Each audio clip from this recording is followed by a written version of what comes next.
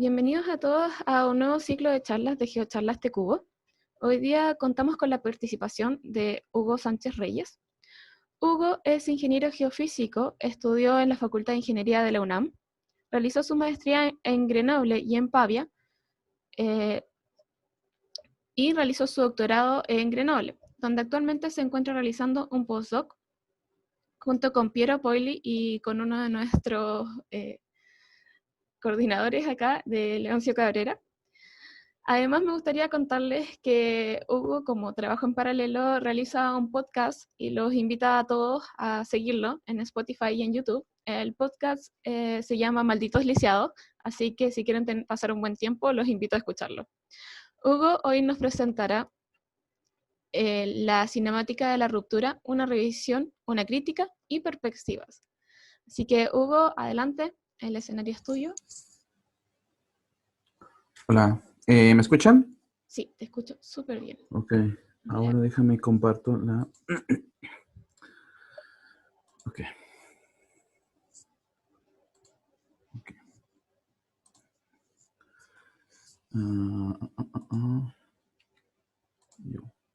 Ok, ahí me deben de ver todos. Sí, perfecto.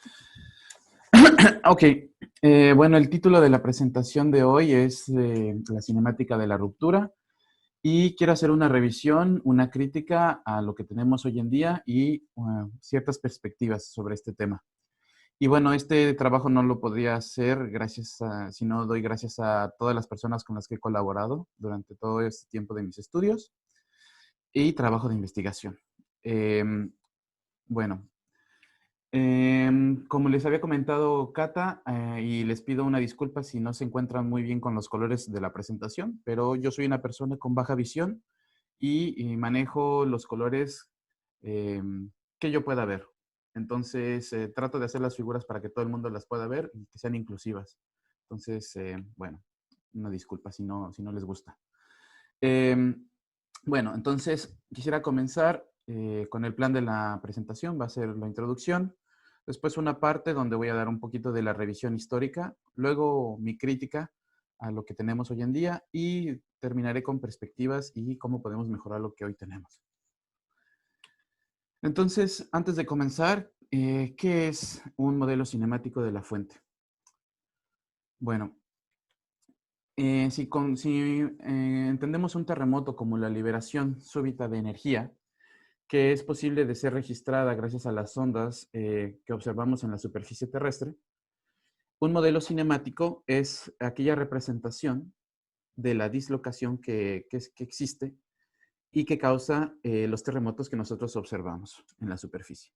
Entonces, este contacto entre, digamos, dos bloques que existe aquí, se puede representar con una superficie. Esta superficie se puede discretizar y en cada digamos, nodos discretos de esta superficie hay una historia temporal y esta es la historia temporal que podemos observar aquí. La ruptura comienza en este punto blanco, el hipocentro, y se va propagando en diferentes instantes de tiempo. Este es digamos, un modelo, una representación de esa dislocación que va progresando y que causa las ondas que nosotros registramos en superficie. Ok. Entonces, esta representación para poder hacer esta representación, necesitamos asumir varias cosas. Una de las primeras es la geometría de la falla, ya sea que esta interfase de contacto sea plana o sea compleja, rugosa. Otra de las cosas importantes a asumir es que la ruptura sísmica se puede representar como la propagación de un deslizamiento que está ocurriendo entre esos, digamos, dos contactos. Y que las observaciones, ya sean sismogramas, deformaciones, cualquier otro observable, está relacionado con esa dislocación que se propaga. Entonces, los sismogramas aquí están íntimamente relacionados con esta dislocación que se propaga. Y bueno, aquí tengo como un pequeño videíto de cómo se propaga en diferentes instantes. Del lado izquierdo ustedes ven cómo se va propagando esa dislocación, que es la tasa de deslizamiento. Y del otro lado es el slip o el deslizamiento acumulado en diferentes instantes de tiempo. Igual empieza la propagación desde este punto y se va propagando hacia la izquierda. Bueno, ese es un modelo cinemático y algunas de las cosas que debemos asumir. Ahora, comencemos la revisión. Todo comenzó, digamos, los estudios de fuente sísmica más o menos a principios del siglo XX, cuando sismólogos como Anderson, Gutenberg, Wood, Richter empezaron primero a trabajar en la localización, el problema de la triangulación de un evento para saber dónde fue que ocurrió un terremoto, ¿no? Tenían registros en papel y era difícil hacer otras cosas. Después, más o menos en los años 60, 70, se generó una discusión por saber cuál era la mejor representación que se podía hacer de esa dislocación y cuáles eran las fuerzas que podían representarlo. Entonces, ahí finalmente se concluyó que la mejor representación que se podía hacer era el doble par de fuerzas. Entonces, digamos, se terminó el debate y también se dio lugar a los mecanismos focales, al momento sísmico, al tensor de momento y esta representación de cómo es el deslizamiento que existe relativo, ¿no? Entre estos dos, digamos, bloques que definen la interfase. Entonces, después, en los años 80, llegamos y dijimos, ok, en ese punto de dislocación es más que un punto, sino que es una falla finita, o sea, una superficie finita, y la dislocación no se da en un punto, sino que se va propagando. Entonces aquí los modelos cinemáticos tratan exactamente eso, ver la dislocación en base a las observaciones y saber tratar de representar esa evolución en esa interfase. Y más adelante, en los años, no sé, finales de los 90, 2000 y en adelante, no nos bastó simplemente saber cuál es esa tasa de deslizamiento y su propagación, sino también las ecuaciones que rigen esa evolución. Entonces, no solo la tasa de deslizamiento nos importa, sino los esfuerzos que existen en esa superficie y cómo se van relajando y pues todas las ecuaciones de la dinámica de ese fenómeno. En esta presentación trato de enfocarme más en la cinemática, o sea que no tomaré mucho en cuenta las ecuaciones de la dinámica y de la relajación de esfuerzos. Entonces, digamos, con ese enfoque, algo muy importante es la representación de los sismogramas en base a la dislocación que se propaga. Y todo esto se puede hacer con el teorema de representación. Entonces, si nosotros tenemos las funciones de Green, que son la información que lleva la información de la ruptura a los sismogramas, y está representado con G, podemos hacer que la propagación, una combinación lineal de la propagación junto con un modelo de la dislocación, nos dé como resultado los sismogramas. Y bueno, normalmente tenemos un modelo de velocidades dado y podemos proponer cierto modelo y en base a eso calcular sismogramas sintéticos. Ok, esto es muy importante para todo lo demás. Y bueno, podemos escoger muchas maneras de representar esa historia de dislocación y cómo se propaga. Una de ellas es una representación lineal. Entonces, cada uno de estos nodos en esta superficie finita se puede representar con una historia temporal. Y cada una de estas, digamos, amplitudes en el tiempo es una incógnita. En esta representación buscamos una historia temporal, espacio-temporal, o sea, 3D. Y significa muchas incógnitas. Me refiero a miles, a veces, bueno, sí, miles. Después, la ventaja de todo esto, de una formulación lineal, es que podemos ocupar herramientas de álgebra lineal para poder hacer digamos, la estimación de incertidumbres. O sea, más o menos qué valor es este. Cuando me refiero a linealidad es que, por ejemplo, si tenemos una fuente en el instante T1 y se registra en la estación que está aquí, podemos observar, esta es la historia temporal de la fuente, este es el sismograma. Después, si tenemos una fuente en el instante T2, registramos un sismograma, pues un poco retrasado, porque fue en el instante T2. Si hacemos la acumulada de esas dos, porque el sistema es lineal, podemos decir que la fuente se puede representar como la suma de esas dos. Y el sismograma es exactamente la suma de esos dos sismogramas. Cuando hablamos de algo no lineal, que sería otra manera de representar esta historia, es cuando en vez de tener incógnitas en cada instante dado, representamos esa historia con diferentes parámetros. Por ejemplo, el tiempo de inicio, el máximo de la amplitud, la integral bajo esta curva, que sería el slip acumulado, la duración. Estos parámetros no son lineales con respecto a los sismogramas. Y entonces, nada de esto, no hay escalabilidad, no hay aditividad, y por lo tanto, estimar las incertidumbres con una parametrización así es un poquito más complicado. Bueno, ahora, cuando hablamos de la reconstrucción, el problema inverso es, en base a unos sismogramas que tenemos, los datos, es tratar de llegar a un modelo. Como les había mencionado, pues el modelo directo es ir del modelo a los sismogramas. Eso lo podemos hacer con las ecuaciones. Y bueno, si llegamos a poder invertir G, que es las funciones de Green, pues entonces en un solo paso podemos regresar. Y bueno, esto lo tomo de un paper muy famoso de Hartzell and Heaton del 82, me parece, 83. Y aquí tenemos la matriz de G de las funciones de Green multiplicado por el modelo y tenemos los datos. Entonces, bueno, relativamente sencillo, pero después vamos en la crítica voy a ir más a fondo a cuál es el problema de esto. Otra manera de solucionar el problema es de forma iterativa, en vez de solo un paso, sino cuando las matrices empiezan a ser muy grandes y bueno, uno quiere empezar a meter condiciones y esas cosas, necesitas iterar, no solo en un solo paso. Entonces empezamos de un modelo inicial acá y entonces calculamos sismogramas sintéticos, los checamos con los observados y si no nos gusta volvemos a iterar. El caso es que vamos bajando en esta función de ajuste, o sea, la función que mide la diferencia entre los observados y los sismogramas sintéticos, hasta que llegamos a un lugar que nos gusta.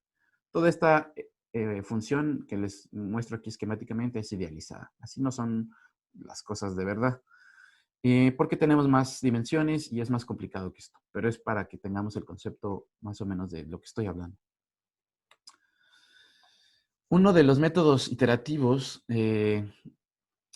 podría ser el de la deconvolución de Kikuchi Kanamori, de varios papers desde el 82, 86 y 91, en la cual lo que trataban era de forma iterativa ir deconvolucionando con fuentes puntuales, esto todavía no había fuente finita, con una serie de pulsos, del 1 al 6 me parece, ir deconvolucionando y decían los sismogramas observados, que es este, puede ser representado con una serie de pulsos.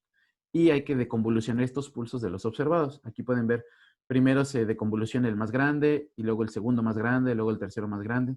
Al final, los sismogramas sintéticos son muy similares a los observados. Y esto, digamos, fue uno de los primeros métodos iterativos. Después, además de todas las complicaciones que podemos tener al escoger si es lineal o no lineal, también podemos ocupar diferentes dominios para trabajar este problema de reconstrucción. Uno de los primeros sería trabajar en el dominio del tiempo. Entonces, trabajamos los sismogramas sintéticos como series temporales y la historia de la ruptura en cada nodo también como historias temporales con muchas incógnitas. Muchos artículos hay de estos, ¿no? Olson-Apsel, Hartzell-Heaton. Bueno, después hay otros que trabajan todo esto en el dominio de las frecuencias. Entonces, en vez de estar trabajando con sismogramas y tratar de ajustar sismogramas, tratamos de ajustar espectros en frecuencia. Y la historia temporal en cada nodo puede ser representada igual con espectros o inclusive este espacio 2D también se puede representar en el dominio del número de onda. Y bueno, también hay muchas publicaciones y uno de los, digamos, más representativos es Cotton Campillo del 95, ya que fue el primero en hacer un trabajo así con un caso real, que fue el Anders 92. Otro dominio que podemos ocupar es el dominio de las ondículas, el cual trabaja todo esto en una mezcla entre dominio de frecuencias y dominio del tiempo.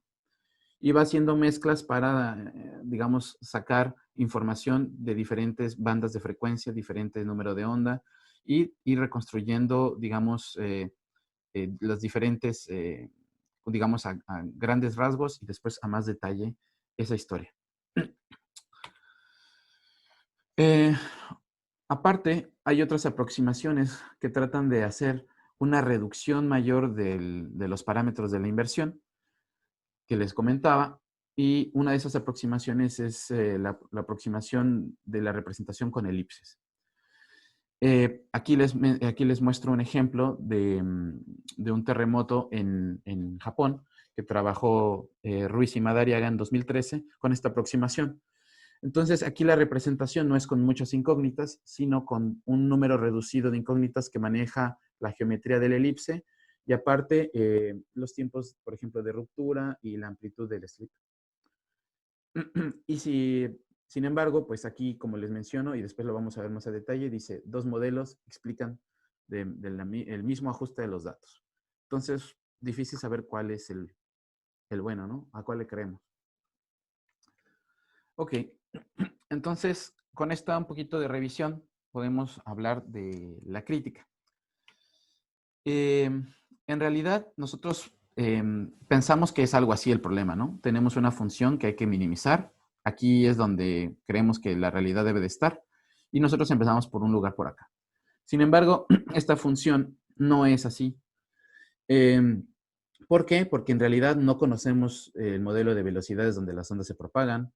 No tenemos registros sin ruidos, no tenemos buena distribución de receptores, no tenemos una geometría de la falla conocida, sino tenemos aproximaciones. La relación fuente-receptor puede ser que no sea completamente lineal, que haya efectos no lineales, no elasticidad y cosas que no tomamos en cuenta en el modelaje.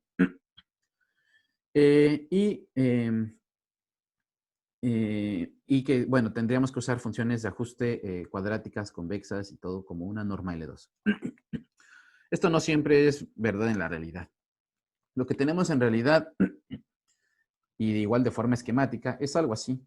Si ocupamos una formulación lineal, ya sea en tiempo o en frecuencias, tendríamos algo así. Es un problema lineal mal condicionado, donde muchos modelos caen digamos, planicie, donde todos ajustan igual a los datos, aunque sean bien diferentes. Por ejemplo, aquí tengo un ejemplo donde el máximo slip está cerca del hipocentro y otro donde el máximo slip está fuera del hipocentro.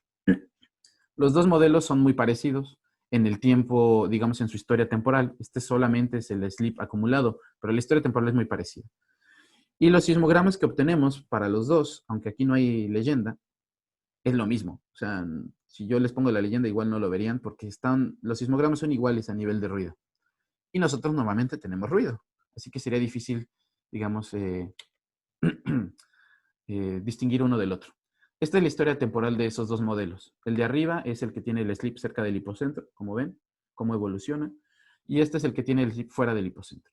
Sismogramas a nivel de ruido son lo mismo. Entonces, ¿cómo podríamos decir cuál es el bueno, no? Bueno, ese es uno de los problemas. Entonces, lo que pasa, y lo ejemplifico aquí con los modelos propuestos para Landers del 92, es que todos estos modelos viven en esta planicie. Y aún peor, si pensamos que la parametrización es no lineal. Por ejemplo, cuando reducimos mucho el número de parámetros, por ejemplo, en la aproximación de los elipses. Podemos ajustar los datos, pero no sabemos si estamos aquí o estamos en algún otro mínimo local.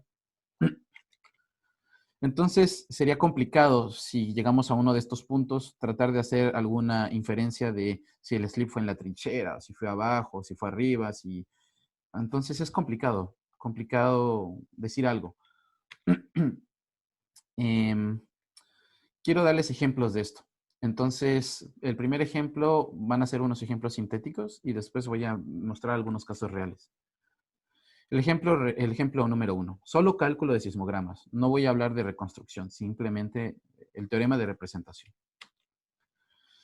Entonces, Marty May propone un ejemplo donde todos los autores que trabajan en este tipo de problemas tratan de calcular sismogramas dado un modelo de ruptura. Tenemos una falla, strike slip, donde el slip está acumulado acá abajo. Esta es la traza de la falla y las estaciones en la superficie. No hay topografía, Conocemos el modelo de velocidades, conocemos la geometría, conocemos la fuente, no hay ruido, y los 6 autores tienen diferentes sismogramas. A grandes rasgos, sí tenemos las mismas cosas, mismas andículas, misma amplitud, pero bueno, tenemos diferencias en los sismogramas.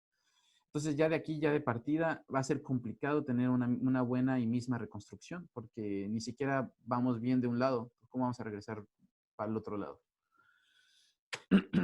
Entonces, bueno, primer problema. Ahora, ejemplo nivel 2. No, ahora voy a hablar de la reconstrucción, o sea, ida y vuelta, en el caso sintético. Igual, Martin May propone un modelo de velocidades, así que conocemos el medio de propagación. Tenemos una geometría donde es un strike slip casi vertical, aquí está la traza de la falla, y un montón de estaciones a su alrededor, o sea, tenemos buena cobertura. Conocemos la fuente que hay que reconstruir, que es esta, con slip aquí cerca del hipocentro. Y la historia de la ruptura en 2 diferentes nodos. Estoy ploteándolos aquí. Aquí es el hipocentro y hay un triangulito por acá. Entonces es un pulso complicado. No es un triángulo, no es una gaussiana, es algo más complicado que eso. Ok. Ok. Y bueno, esto es el resumen de los resultados que obtienen diferentes grupos de trabajo en diferentes instituciones en el mundo. Este es lo que había que reconstruir. El hipocentro es este puntito blanco. Y este es un resultado que yo obtuve en una publicación del 2018. Este, que también es un muy buen resultado, es uno, bueno, este es en el dominio del tiempo, este es en el dominio de las frecuencias, una formulación lineal también muy buena, me parece que es del grupo de Caltech. Eh, Acá también buena, sin embargo no hay regularización, entonces empieza a haber problemas en los bordes, no es exactamente parecido. Esta es una solución que se obtiene por descomposición de valores singulares, o sea, en un paso invierten esto, igual sin regularización. Entonces, a grandes rasgos, bueno, y este ya es un resultado no lineal. Y bueno, noten la gran variabilidad que existe, aun cuando tenemos todo conocido. Bueno, entonces, aunque conocemos el medio de propagación, la geometría y no hay ruido, no nos podemos poner de acuerdo. Y eso es pues algo en lo que, según yo, y desde mi punto de vista, tenemos que trabajar. Ejemplo nivel 3, reconstrucción de la historia de un caso real. Aquí sí ya podemos empezar a llorar, cerramos la computadora y nos vamos a pasar buen fin de semana porque todos los modelos propuestos para este caso, Maule 2010, son bien diferentes, bien diferentes. Pero bueno, aquí hay que decir que no conocemos bien el modelo de velocidades de propagación, no conocemos bien la falla, la geometría, no conocemos bien, bueno, tenemos una mala distribución de estaciones, solo vemos de un lado muchas veces, y bueno. Sin embargo, no quiero acabar con algo tan triste, ¿no? Entonces, ejemplo nivel 3, una reconstrucción, pero con una mejor iluminación. Escojo este terremoto que yo tuve la oportunidad de trabajar durante el doctorado. Es Kumamoto 2016, un evento Strike Slip magnitud 7, con un bastante número de registros, 30 receptores, 3 componentes, menos de 200 kilómetros. Conocemos más o menos el modelo de velocidades porque hay una tomografía regional buena y hay bastantes estudios en esta zona y para este terremoto. Entonces, lo bueno de esto es que también podemos comparar resultados.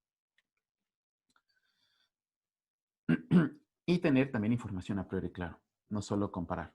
Entonces, aquí les muestro 3 diferentes resultados de 3 diferentes autores y los registros sintéticos y observados y su comparación. Entonces, como pueden ver, a nivel de ruido estamos cerca y los modelos siguen siendo diferentes. Siguen siendo diferentes, sí, pero ya empezamos a ver cosas parecidas, rasgos parecidos. Y quise agregar otros 2 más que han sido recientemente publicados, uno en 2017 y otro, este se obtiene con el dominio de las ondículas. Estos 2 son lineales 3 lineales en el tiempo. Este me parece que también, pero este ya es una aproximación bayesiana. Entonces, que después voy a decir que es bayesiano. Y bueno, empezamos a ver rasgos parecidos, lo cual me pone de buen humor y creo que estamos llegando, estamos acotando esa planicie de resultados. Eh, entonces, llegamos al punto de las perspectivas. ¿Qué podemos mejorar para solucionar estos problemas de variabilidad? ¿Cómo mejorar nuestros modelos? ¿Cómo hacerlos más robustos, no? How to make these models great again. Pues hay varias opciones y quiero mencionar 3. Una es la asimilación de datos, algo que en la industria petrolera se conoce como invirtiendo mientras se registra. Otro que sería la exploración del espacio de soluciones plausibles, o sea, exploración bayesiana. Y la inclusión de más observables como información a priori. Hablando de asimilación de datos, les puedo mostrar. Esperen que se trabó. Ok, ya. Entonces, aquí les puedo mostrar que normalmente lo que hacemos es tomar el registro e invertir toda la historia temporal. Y tratamos de que todo lo haga el algoritmo que programamos con mucho cariño. Sin embargo, hay una cosa que es la relación de causalidad, causa-efecto. Entonces sabemos que lo que viene del hipocentro, lo que viene de aquí cerquita del hipocentro, tiene que estar registrado, dependiendo del modelo de velocidades y todo, cerca del inicio de los registros. Entonces no hay necesidad de invertir todo el registro, sino podemos ir yendo paso a pasito para ir mapeando diferentes regiones de la fuente.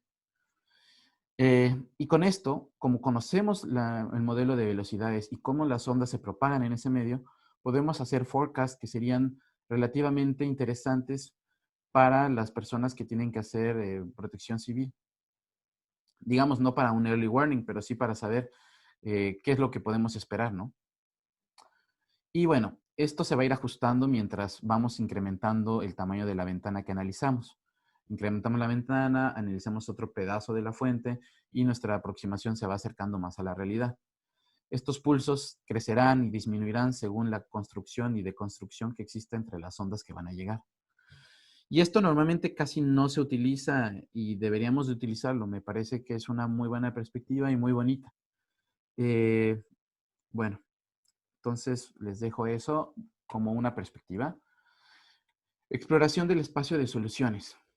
Aquí voy a tardarme un poquito, pero de verdad que es muy bonito el tema. Entonces, como les mencionaba, hay bastantes posibilidades en esta investigación.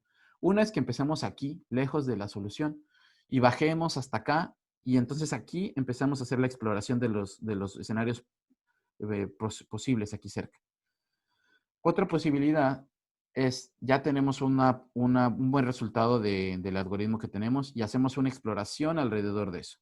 Y pensamos que en esa exploración, alguno de esos se acercará a nuestro objetivo real. Bueno, estas son las dos probabilidades. Entonces, no hablamos de obtener solo un modelo de ruptura, ¿no? Una propagación y ya me quedé con esta, listo, publiquemos. No.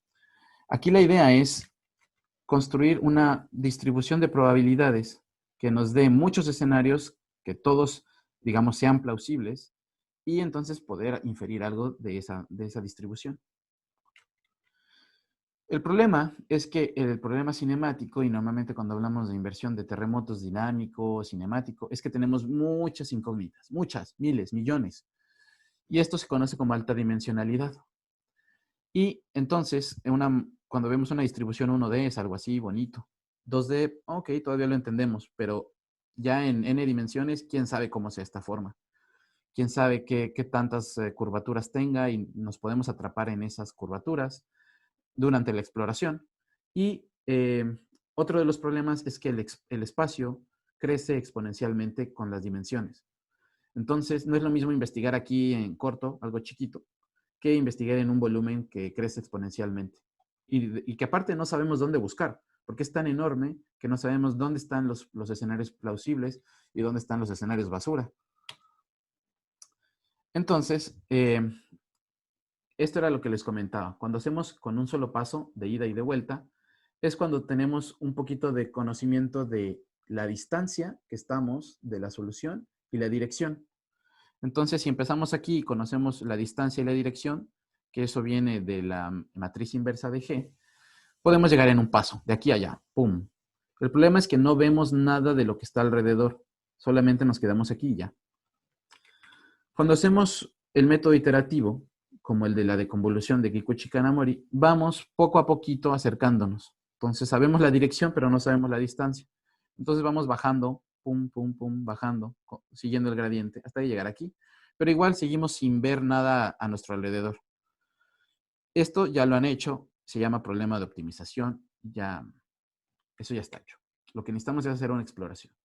Entonces, ¿qué podemos hacer? Bueno, si tenemos la energía potencial y la pensamos como un punto en este espacio de soluciones, tenemos una energía potencial alta cuando estamos arriba en la función, y en vez de caer con el gradiente, podemos darle un poquito de momento, o sea, empujarlo.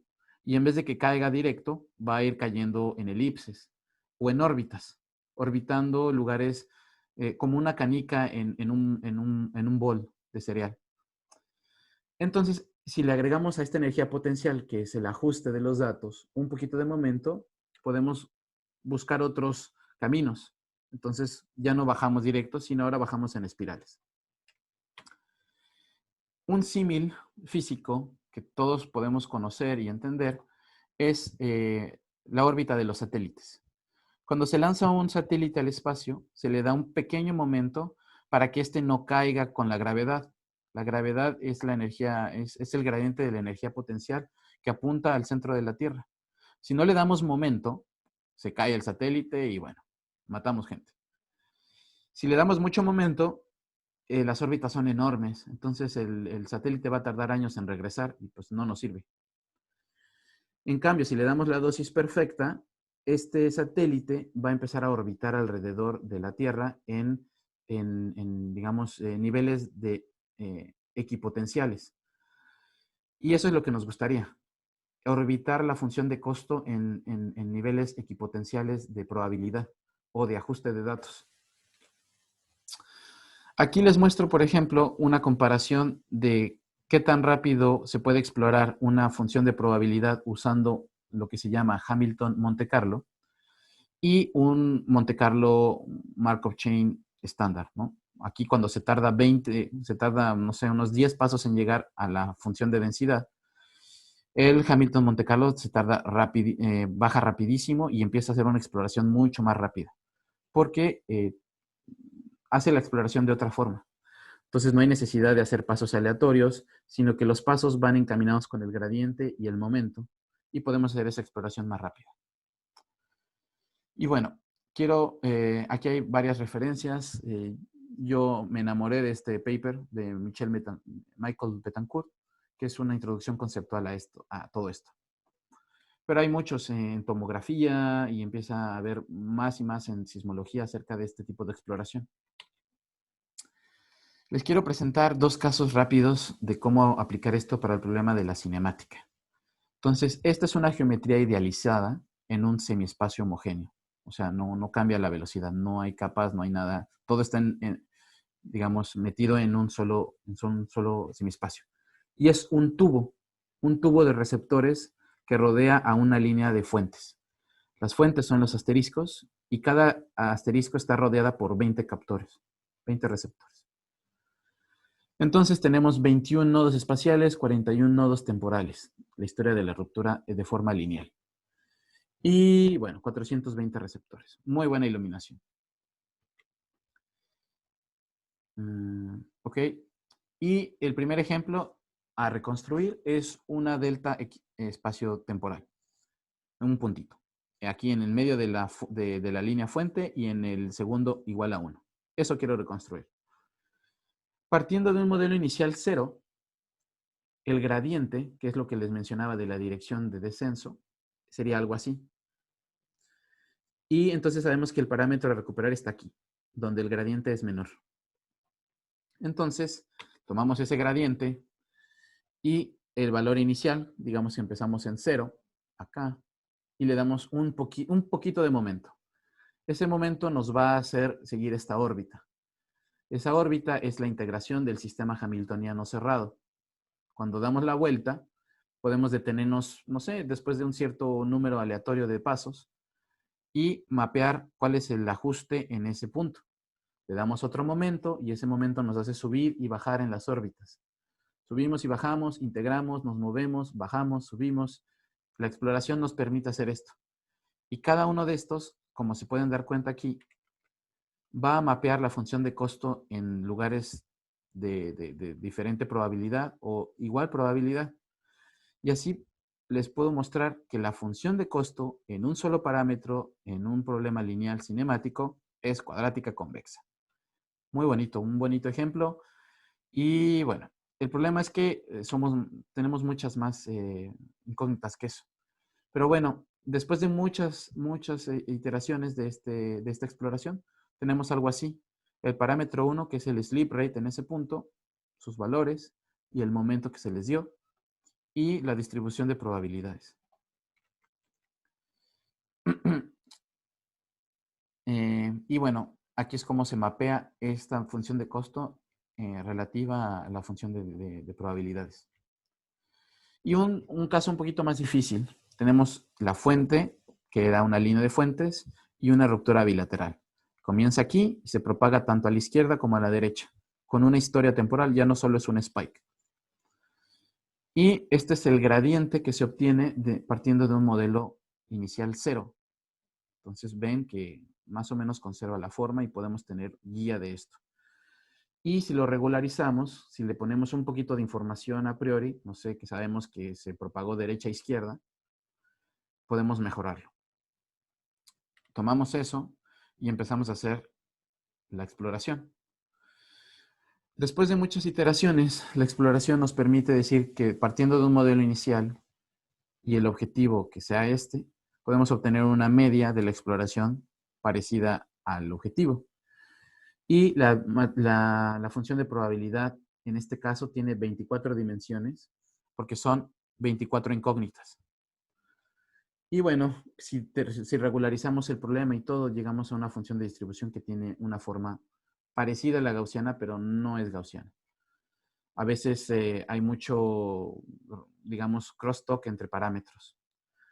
Y bueno, esto simplemente es un corner plot que es rebanadas de la función de 24 dimensiones. Es una esfera de 24 dimensiones y cada una es una rebanada en 2 dimensiones. Finalmente, la otra perspectiva es incluir más observables como información a priori. La inclusión de más observables para para condicionar mejor a la función de costo y para acotar más los modelos y no tener tanta variabilidad. Este es un ejemplo que estuvimos trabajando acá en el proyecto Monifold, donde tenemos un sismo magnitud 4.4 en el centro de Italia y lo que hacemos es el monitoreo de esta falla activa. Y vemos la secuencia de foreshocks y aftershocks de este terremoto. Aquí nada más les presento la geometría de los foreshocks, de los precursores. Y mi idea de todo esto es que podemos ocupar este monitoreo de los foreshocks y de los aftershocks para mejor condicionar a las inversiones. Incluir esta información, por ejemplo, definiendo regiones de máxima probabilidad a priori de tener deslizamientos máximos o de no tener deslizamientos y ocuparlos para mejor condicionar eso. Entonces, esta es una de mis perspectivas para mejorar. Finalmente, bueno, conclusiones. Aún hay mucho que hacer por la metodología cinemática. Me parece que no está todo hecho y que podemos hacer muchos avances tanto en la exploración de escenarios posibles, como en asimilación de datos, que es súper interesante. Y bueno, podemos agregar información, la geología, las deformaciones, otros observables que no hemos agregado y que ahora tenemos acceso gracias digamos, al Big Data, a todo lo que tenemos más estaciones y bueno. Y perspectivas, podemos desarrollar muchas estrategias todavía para inferir esas distribuciones de probabilidad y además analizar esas distribuciones porque son bastante complicadas y poder entender qué significan esos escenarios límites, ¿no? ¿Cuál es el máximo, cuál es el mínimo y qué impacta esto en, digamos, en nuestra protección civil y en nuestra concepción del problema? Y bueno, un pequeño promoción, como decía Catalina, soy organizador de un podcast que se llama Malditos Lisiados y nos pueden escuchar, se pueden reír con nosotros. Soy yo y varios amigos que tienen otras discapacidades, que son profesionistas igual, y que nos da mucho gusto impulsar este proyecto. Y pues muchas gracias a todos y a todos los que me han financiado para seguir en este trabajo.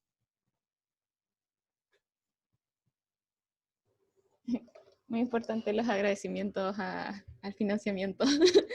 Bueno, muchas gracias, Hugo, por tu presentación. Estamos muy contentos de haber tenido hoy día con nosotros, sobre todo porque Hugo fue uno de los ganadores de mejor presentación en el AGU. Además, tengo que destacar que realizó lamentablemente su presentación con corto tiempo, ayudándonos también a mantener la periodicidad de nuestras reuniones. Así que Hugo, muchas gracias por todo. En realidad te debemos una. Bueno, Cualquier pregunta que tengan, la pueden empezar a escribir en el chat. Yo las leeré y Hugo va a responder. Ya, tenemos una primera pregunta de Leoncio. Te pregunta, ¿qué tan de la mano va el avance de las metodologías de inversión con los avances computacionales y su acceso? ¿Y qué permiten hacerlo? yo creo que, digamos, el mayor avance últimamente, al menos lo que he leído de la literatura, es más referente a la exploración bayesiana. Entonces, con mayor acceso a la computación, podemos tener muchas más, por ejemplo, el trabajo de Zachary Duputel o de Galovich en República Checa, es más o menos encaminado a eso. Tienen una exploración así masiva de modelos y se puede llegar a buenos modelos con distribuciones de probabilidad. Aunque lo que no me gusta mucho es que muchas veces se sigue una metodología no lineal y que puede ser que tengamos una exploración muy buena, pero no sabemos en qué parte de la función estamos. Sí, sí, Claro. de verdad. Entonces, pero eso, va encaminado a eso. Y yo creo que hemos dejado mucho de lado la asimilación de datos. O sea, tenemos un método y ya, invertimos todo junto. Cuando otras ramas como ciencias atmosféricas o prospección petrolera han trabajado mucho en la asimilación de datos y nosotros casi no hacemos nada más que early warning y es como que no tanto en inversión cinemática ni dinámica. Ujú. Hugo, una pregunta personal.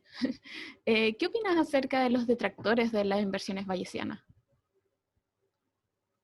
¿A poco hay detractores? Sí. ¿Hay No, yo alguna creo persona? que es no. Mira, como les mostré, hay dos maneras. Me parece que podemos hacer una exploración partiendo de un modelo inicial súper alejado y tratar de ocupar las estrategias bayesianas para encontrar una solución más la exploración. Y otra que es, ya tenemos una solución que obtuvimos, no sé, de cualquier otro método que no es bayesiano. Ujú. Ya tenemos esa solución y podemos explorar, gracias a las estrategias bayesianas, eso. Entonces, ok, si no quieres ocupar un método bayesiano para obtener tu solución, está bien. Porque, digamos, no quieres usar fuerza bruta para encontrar una solución. Pero sí puedes ocupar las estrategias bayesianas para medir la incertidumbre de esa solución. Así Claro. que yo no, y de hecho, varios de los colaboradores que tengo normalmente me enfocan más a, ya tienes una solución, ahora explora. Y me parece también bueno eso, así que no están completamente peleados. Claro, igual ya tienes como un punto de inicio, entonces la información a Mm, priori es como mejorar la solución que ya ujú. tenemos, digo el objetivo. Ok, el Jorge Jara nos pregunta si, bueno, te agradezco por la presentación.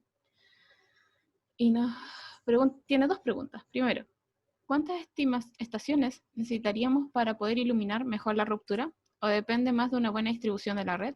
Y la segunda pregunta es, ¿sería relacionada con el tipo de datos a utilizar? ¿Qué opinas de mezclar inversiones estáticas con cinemáticas?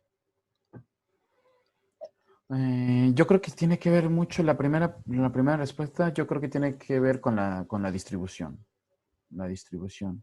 No tanto, porque igual luego puedes tener 50 estaciones, pero de un lado y en un azimut de solo 10 grados. Y que, o sea, nada te sirve, pues. Claro. Entonces, más la distribución. Yo creo que tener al menos dos cada 45 grados sería bueno y no tan lejanas, ¿no? Porque mientras más lejos, más incertidumbre en el modelo de velocidades y entonces que estuvieran cerquita y no sé, eso a mí me gustaría. Si yo viera algo así, diría, bueno, ya voy a hacer la inversión, porque ya tengo todo, ¿no? Sin embargo, cuando veo que hay una mala distribución y que están bien lejos, ya digo, no, ya voy a dar cualquier modelo de cinemático y igual voy a ajustar. O sea, siendo bien sincero conmigo mismo, complicadísimo. Y a mí no me gusta decir, ya, pues el deslizamiento fue aquí.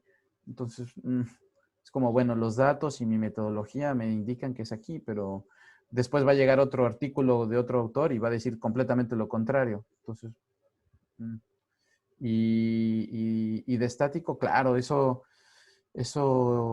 hay que juntar todo, hay que juntar todo. De hecho, yo creo que lo que sigue tiene que ser algo así como estático, cinemático, dinámico y ya, conquista del mundo. Entonces, así ir en etapas, con Ujú, información a priori. Y la información a priori puede ser cualquier cosa. claro.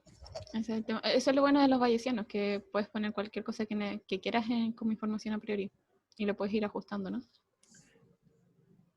Mm, Ok, Miguel Sáez, bueno, te agradece por la presentación y te dice que, bueno, en general las inversiones son realizadas utilizando la información de las bajas frecuencias. ¿Qué piensas tú de esto y del modelamiento de información que podría agregar a realizar modelos considerando un rango de frecuencia más amplio? Esto sería de mucha utilidad, sobre todo para la ingeniería civil. ¿Es posible? La cosa de las altas frecuencias es que las altas frecuencias están asociadas a heterogeneidades del medio. Y si no conocemos las heterogeneidades del medio, pues no podemos incluir las altas frecuencias. Ahora, empieza a haber metodologías que meten heterogeneidades random, aleatorias, en el medio y tratan de hacer estos como medios equivalentes y que a lo mejor permitirían hacer altas frecuencias.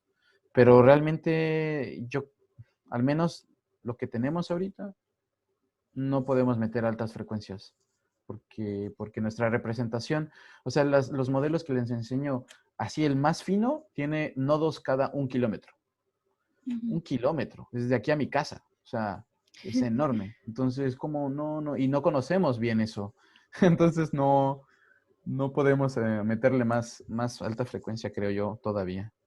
Eh, lo que sí podemos es, ya que tenemos un modelo de fuente, meter heterogeneidades en el medio y tratar de hacer computación de strong motion en base a un modelo de fuente y meter heterogeneidades o sea, en la inversión creo que no no tenemos nada que hacer ahí, creo, pero sí en la estimación de strong motion.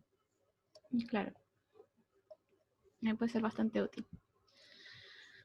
Bueno, Hugo, Luciana Astit nos comenta, nos dice que generalmente muchas de las inversiones de fuentes sísmicas se hacen con datos telesísmicos. En tu Mm. opinión, ¿cuáles son las ventajas en términos de prueba, por ejemplo, usando diferentes grupos de datos, para obtener diferentes soluciones?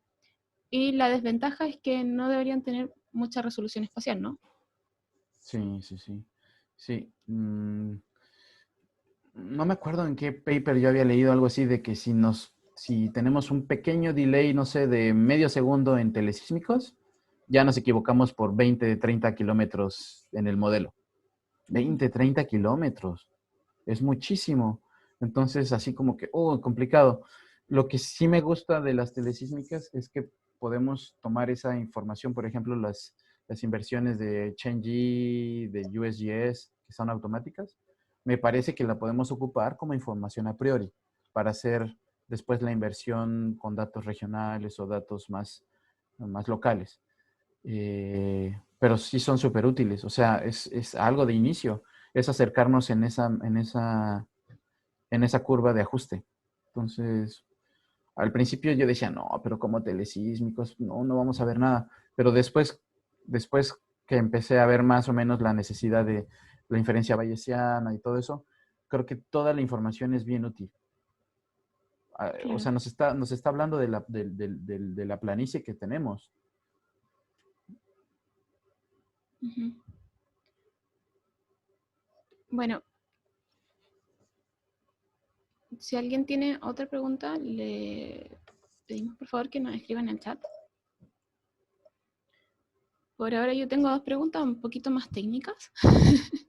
¿Cuál es la frecuencia que usualmente trabajas para las inversiones bayesianas? Mira, depende si conozco el medio de velocidad.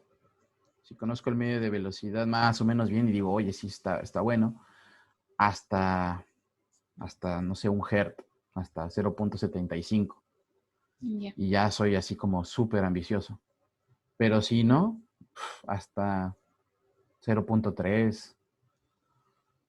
Entonces es súper bajo, Entonces, súper claro, bajo. igual Y depende del modelo de velocidades. ¿Usualmente usas depende uno del en un modelo de D o, velocidad. o 3D? Tengo las herramientas para hacer un 3D, pero mm, mm, como que muy riesgoso. Yo prefiero quedarme con placas, con capas planas. Ya, Pero nunca he hecho una inversión con funciones de Green 3D, aunque ok. tengo ahí, digamos, la herramienta. ¿Por qué dices que es muy riesgoso? Porque es que, mira, o sea, les enseñé los modelos y todos tenemos diferentes. Ah, es real. Ujú. Inclusive con capas planas, un modelo que conocemos, con buena distribución. Entonces, no sé, yo como que pierdo un poco la esperanza y digo, vamos a quedarnos en algo, los pies en la tierra, pues, porque mejor ver una foto a grandes rasgos que sea más o menos bien factible a, a ir a altas frecuencias y con medios 3D. No. Ok. Tenemos otra pregunta de Leoncio. Nos dice si pudiera conocer a priori alguno de los elementos que mencionaste, que en general desconocemos, ¿cuál sería? Medios, geometría de falla, etcétera, que controlaría más en la inversión. Mm, Yo creo que la geometría es súper vital, súper. Hay unos papers que han estado saliendo últimamente de la estimación de formaciones superficiales, o sea, puro static displacement, inversiones estáticas, y cambian diferente, mucho. Si le metes tantito cambio de geometría o tantita topografía, cambian brutal. Entonces yo creo que la geometría, y por eso también me gusta mucho lo del monitoreo de fallas activas, porque creo que ahí hay mucho potencial para mejorar la geometría de las fallas, Ujú. hacerlas un poquito más complicadas. Eso me parece que la geometría es vital, porque también si le cambias tantito al echado en la inversión, ya es otro modelo. Ya, Otro modelo. me imagino. Bueno, Hugo, no hay más preguntas por ahora. Si quieren dejar algún mensaje a Hugo, pueden escribir también en el chat. Nosotros vamos a enviarle, una vez que termine esta presentación, le vamos a enviar el chat a Hugo. También pueden contactarlos a través de su correo electrónico que va a estar publicado en nuestra página web. Ustedes pinchan su nombre y ahí está toda su información. No sé si quieres decir algunas últimas palabras o invitar a nuestros auditores nuevamente a tu podcast. No, pues muchas gracias a ustedes por la iniciativa y por la inyección de motivación y energía que le meten a la Latino Seismo Community. Y ya, pues los invito si les gusta los temas de inclusión y reírse porque decimos groserías y cosas chistosas, pues pueden meterse al podcast. Okay. Muchas gracias, Hugo, y muchas gracias a todos los que estuvieron hoy día con nosotros. Como siempre, los invitamos a seguir revisando nuestra página, donde publicamos todos los videos en YouTube. Y los invitamos a la próxima semana, quien nos va a presentar, Raúl Madariaga, nos va a presentar acerca de las dinámicas de terremotos. Así que los dejo a todos invitados y muchas gracias, Hugo, nuevamente por tomarte el tiempo de venir hoy día. Estamos muy contentos con tu participación y con la participación de todos, obviamente. Bye. Chao, que estés bien.